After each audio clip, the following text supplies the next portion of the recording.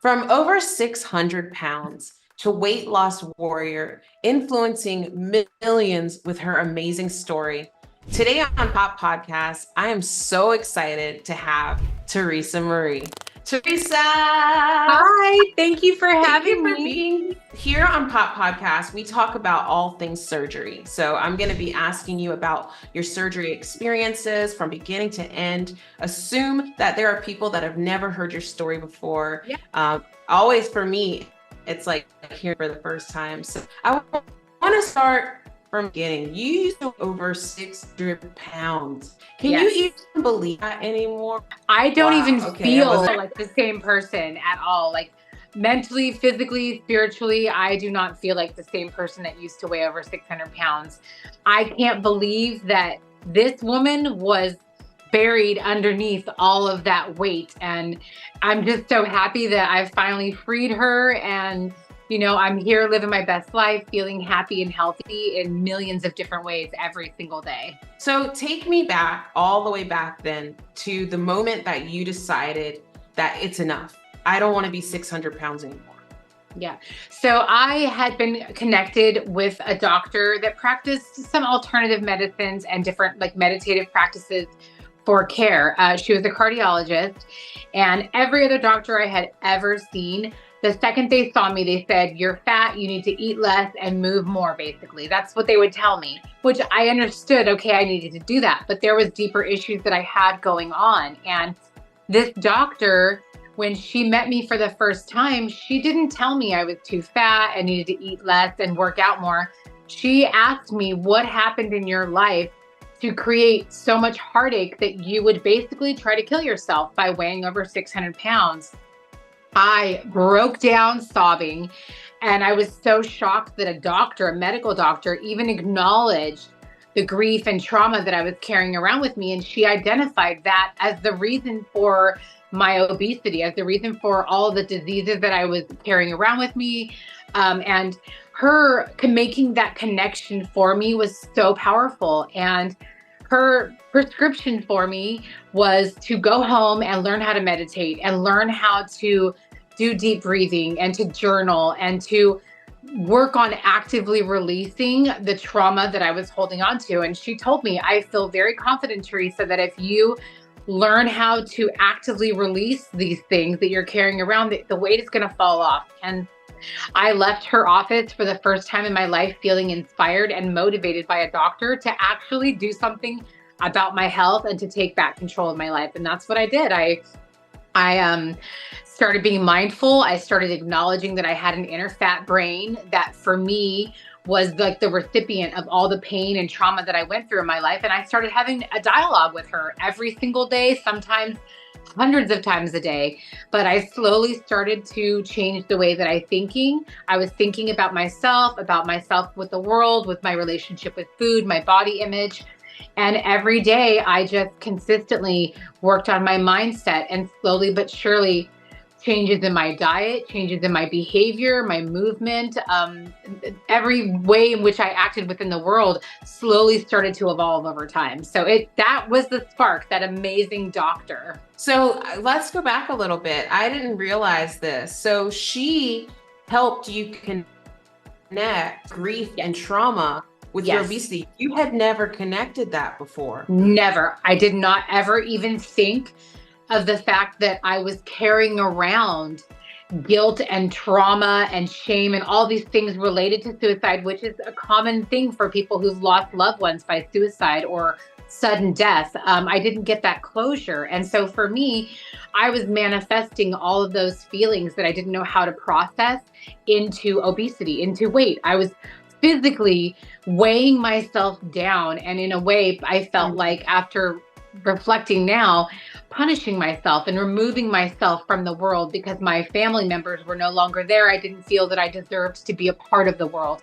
I didn't feel like I deserved to be happy and get married and date and do all the things because they were not there with me. And I carried that pain around with me. And she was the first person that made that connection for me. And it changed my life. It absolutely changed my life. So after you went back and you started being more mindful and now you're journaling, when did you decide that, okay, I want to have bariatric surgery? Because you had bariatric surgery, right?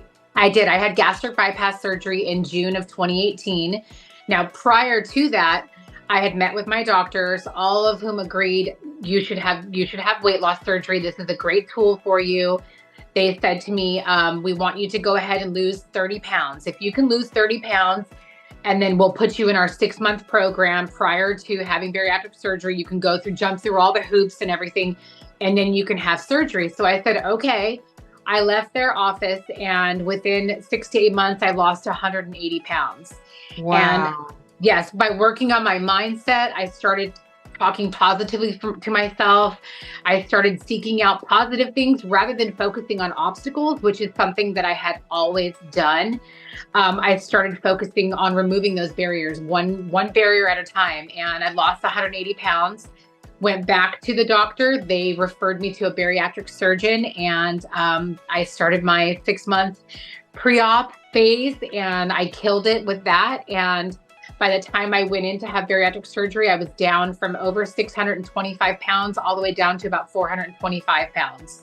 Wow. Yeah, it was amazing. Nobody in my family wanted me to have weight loss surgery at all. I had Wow. I had never known anyone who had had weight loss surgery. I had no support from my family in regards to having surgery. The mindset that most people think is, well, you lost 180 pounds naturally, so why can't you just keep going? And what I tell people when they ask me that question, that's a valid question. Like, why would you have a major surgery if you've already lost the weight? And here's why. Because wounded Teresa was doing really good for 6 to 8 months, but I had 40 years of grief and trauma that I had not processed. And all of those things are supported by bad behaviors, toxic behaviors, way thinking patterns, and things like that. And so while I was doing good for a year and had lost 180 pounds, I had already lost and regained hundreds of pounds throughout my adult life. And I knew I needed the backup support of having weight loss surgery during that time period, that critical time period when I was healing my mind, body, and soul collectively. I needed to have that backup. And it was the best decision I've ever made. Helped to save my life. It's been a great tool for me. I mean, that backup is so important, and having that support system is so important. And a lot of people who are in your exact same situation have the family telling them, like, well, you don't need to do that. And that's why I think it's so important that you spread the message, and that, we spread the message that it's okay to do this for yourself, and realize Absolutely. that 40, yeah, it's hard to change 40 years of habits in just one year. It's very rare that it happens. Yes, it is very I don't rare. like to say impossible, but goodness gracious, it doesn't. Yeah. And that's why when people are like, well, I lost it naturally. Well, good for you. Kudos to you. Congratulations. That's amazing. But not everyone can do that. Not everyone is in the same context or set of circumstances. And I am a big advocate for do whatever you need to do to feel supported through your journey. Nobody understands. I talk a lot about at nighttime before we go to bed, when you are laying down alone with your thoughts, you need to be able to reconcile your heart and mind at the end of the day. And that's all that matters. If you are okay with having any kind of surgery, as long as you can go to sleep at night and you're not beating yourself up, that's all that matters. It does not, you can shut out all the outside noise, because that's what it is. It is an internal battle that I have struggled with since I was like 5 years old. And so I needed the help, and I would do it again in a heartbeat. And I would highly recommend it to anyone who has been battling obesity their entire life, or who needs the support. Hands down, I would recommend it. So I want to tell you something I just learned. I've been learning more about the bariatric community because of our program. Yes. And I just found out through Dr. Smith that only 1% of the people that qualify for weight loss surgery are actually having weight loss surgery. 1%, I believe that. There's 99% of people just walking around that just don't have the information or don't have the, and I believe that obesity can be cured, I believe, through these mindfulness and surgeries and everything. So it has to be a collective approach. I mean, prior to this journey, I was on 9 different medications. I had 2 heart attacks. I had problems with my kidneys, with my liver. I had severe arthritis. I have scoliosis. My spine, it has a curvature in it from weighing over 600 pounds. I had problems with endometriosis. The list goes on and on. I am a healthy woman at 45 years old. The doctors told me if I did not lose the weight, I would not live to see 45. I'll be 46 in May. And I'm not only healthy, I'm thriving. I take no medications. I am on my feet all day long. My boyfriend is 5 years younger than me and he can't. Okay. Right? Okay. Yes, hair flip. So let me go to when you started your social media journey. I mean, there are so many people that follow now, but when you were like, I'm going to go on social media, I'm going to go on TikTok, what made you want to do that? So I started on Instagram shortly after I started my weight loss journey, and you did not see my face. You saw little memes, you saw like little calendars and trackers of what I was eating and what kind of physical activity I was engaging in. But what I found on Instagram when I first started was this community. Now, as a person who was severely obese for most of her life, I thought I was the only one in the world. I didn't know anybody else who was that big, who had struggled with the same things that I was struggling with. And online, I found this community of people who thought like I did, who had experiences like I did, who were suffering in so many ways, but not giving up, continually trying to find community, trying to find ways to uplift and support one another. And so I started sharing. After about a year, I started feeling comfortable showing my face a little bit. I think I was mid 400 pounds about when I started to show my face. Was totally embarrassed about weighing over 600 pounds. So I never said that. I even said a lower number because I was terrified of being associated with like people who weighed over 600 pounds. One day I just came out and I was like, you know what? I weighed over 600 pounds. This is who I am. It was very freeing because even though I know that people could visually see me, somehow I thought I was hiding all the weight. Like people couldn't see it, but they could. Like, I know it doesn't make sense, but me outing myself was very freeing. And so I started to build a little community of people, and they were sharing what they were eating, what they were drinking, the newest protein powders or protein bars. They were sharing physical activity. And so I got to see people at varying stages throughout their journey, people from all walks of life. And I started to feel no longer alone in the world. And it's the first time in my life that I didn't feel alone. I've always had family and friends, but I felt very alone in my journey, in my weight, in this shell where I was feeling captive, held captive by myself for so long with all the weight. And that was very enticing to me. That was very appealing to me that I didn't feel alone anymore. And so I started to make more videos. I started to record what I was eating in a day, my walking. I would share my walks every day. I started to share all the different aspects of my journey, and people started following me and sharing, and it was amazing. And before I knew it, I started going to meetups here and there, and I started to have a little community. It was very cool. And I shared my bariatric surgery, and then I realized that not only was there a whole weight loss community, but there's a bariatric community as well. That was my first time ever being exposed to the bariatric community. And through that community, I learned all the little things about how to meal prep for a bariatric patient, how to be mindful and set timers, for example, to remind yourself to eat and drink. So through that community, I learned how to reshape my life mentally, physically, in all different ways. So what made you transition from Instagram to TikTok? So a few years ago, I was with somebody who was diagnosed with cancer. He was diagnosed with terminal cancer, and I was very stressed out. I had lost all the weight, but I regained during that time about 40 pounds. I stopped taking care of myself. I'm a caregiver. I started hyper focusing on taking care of him. And before I knew it, I felt, I need to connect to a bigger audience. Instagram is great, but the community that I was seeing on TikTok was very supportive. There was a wide range of videos and support. And so I started to share recipes on TikTok. I started to share my chaffles and my protein breads and things like that, and puddings. And before I knew it, I had like 30,000 followers, 40,000 followers. And I was like, oh my God, this is great. My partner died and I felt the need again. I felt alone at that time. I had never been alone. Like physically, I've always had family or someone with me because I was dependent. I couldn't take care of myself being so big. And I found myself completely alone for the first time in my own place, alone. And I like to pick my TikTok family and shared my grief journey and how I was coping with that in relation to my weight loss journey.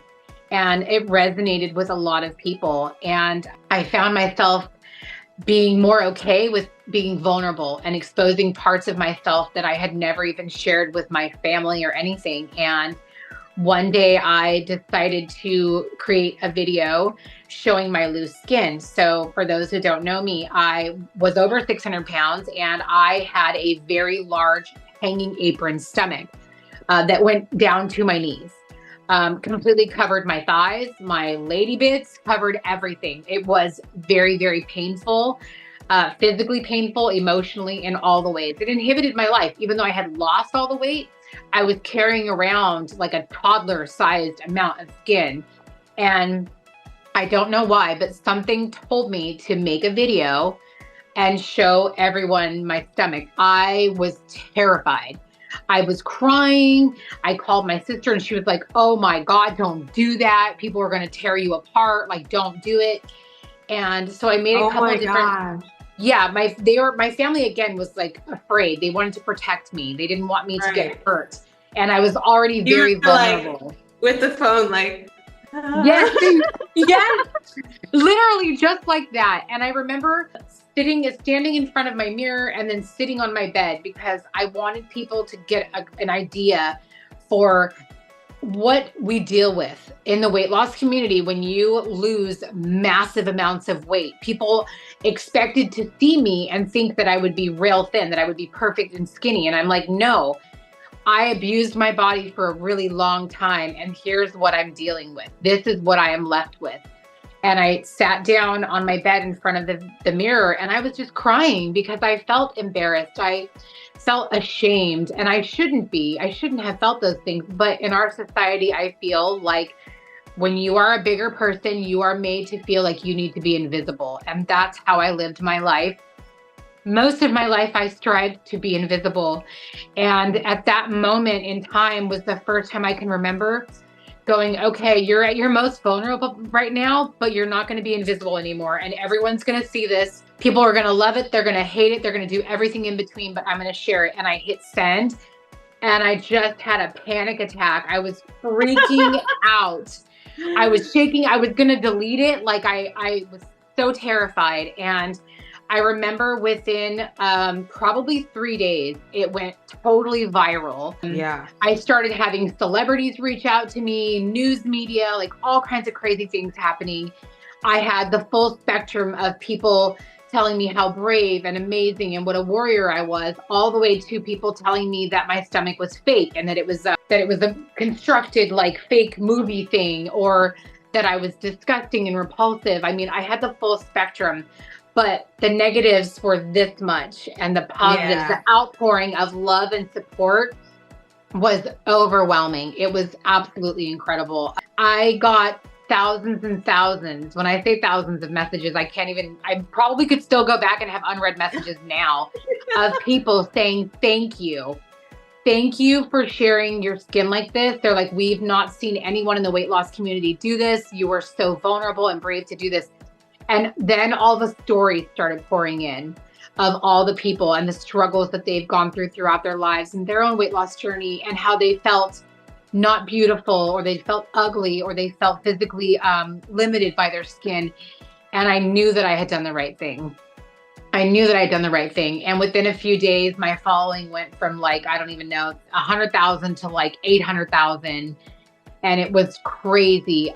Somebody tagged my plastic surgeon, Dr. Charlie Chen's office. They tagged them in there and they went back and watched all of my videos and reached out to me. And they were like, you're such a beautiful soul. We're so inspired by your journey. We would love to meet with you.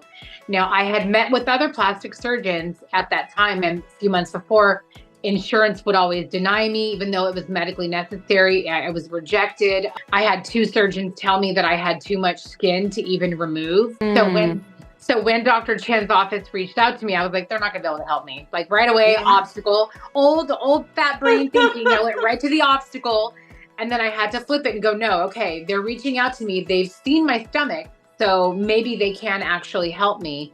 And I met with Dr. Chen. We met virtually, and within minutes, he was the kindest, most compassionate doctor I had ever interacted with. He was so amazing to me, and he wanted to hear about my journey, not just what he could do for me with my skin, but he wanted to hear mind, body, and soul. He wanted to know and get a feeling for what I had been going through. And they told me that they could remove the skin, and I was floored. Now, the craziest thing for me was that the day he tells me he can remove my skin was the anniversary of my brother's suicide, which is why I gained all the weight in the first place.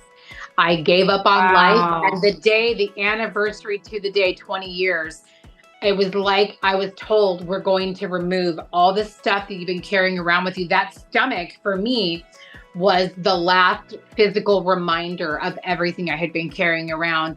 And it was, I felt it as something that was spiritual, like from God, was like, you've suffered enough.